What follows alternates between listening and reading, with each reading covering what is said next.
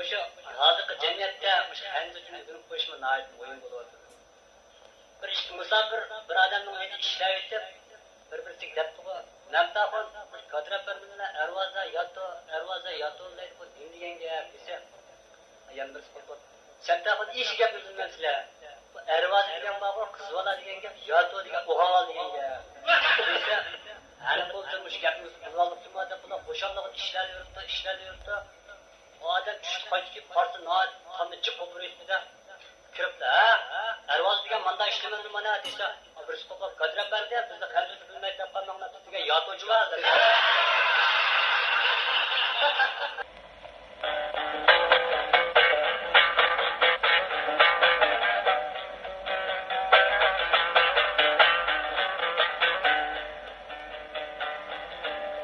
Herif bo'lgan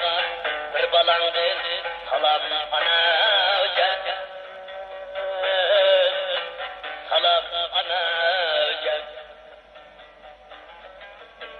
Sig'nib sarışıqlayman her demsine salam ana alalmıdın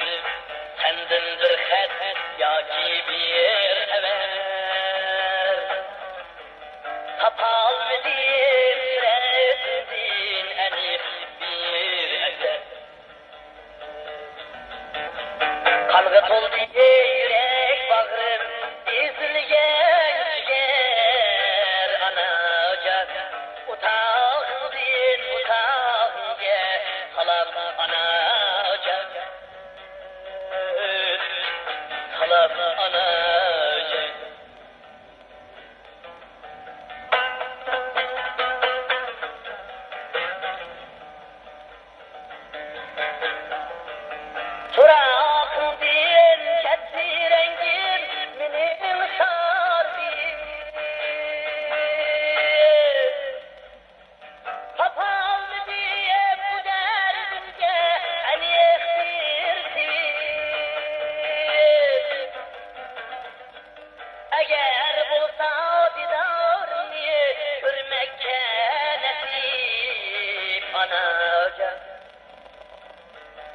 Şu gün bulur men üçün bayram anacan Eydi anacan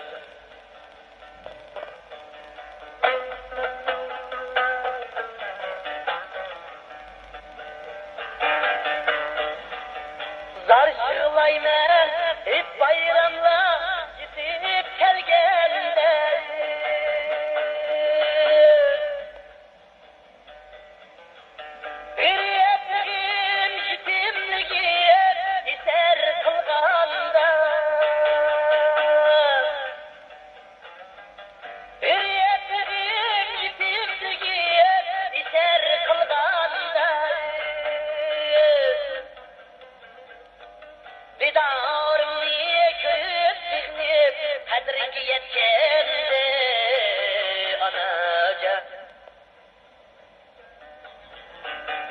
Halkı alem madem sana erdem anacan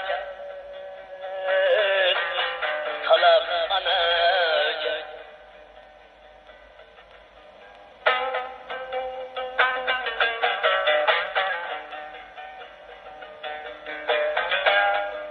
Ming jafa bilen meni bakkan idin sen Emdi seni hizmetlerini kılalmadım ben Efsos bilen ötemem